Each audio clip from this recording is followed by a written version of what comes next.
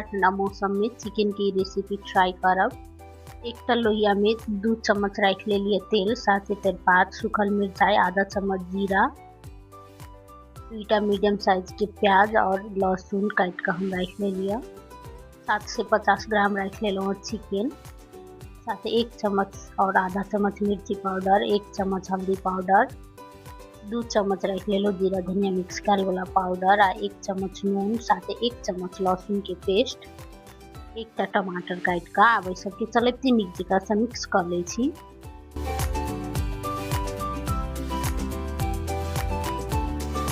अब के झाँप कर छोड़ दे 20 मिनट के लिए। गैस के फ्लेम मीडियम लो कर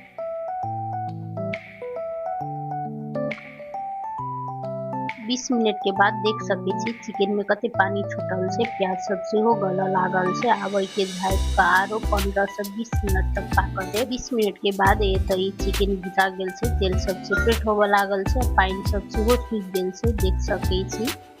अब में हम रख लो 1 चम्मच गरम मसाला। अब के नीक जकाँ से चले मिक्स कर दै छियै। सबसे लास्ट में ऊपर से रख लो किछ धनिया के पात। तो चिकन भुजा के रेडी भ चुकल से, खाई के लेल देख सके छी कते टेस्टी लग रहल से। के मुरही के साथ में हम सर्व केलो हां। चिकन कुछो के साथ में खा सके छी, बहुत टेस्टी लगे छै, बनेनाइयो बहुत आसान छै। रेसिपी नीक लागल है तो वीडियो के लाइक शेयर और सब्सक्राइब जरूर करब चैनल।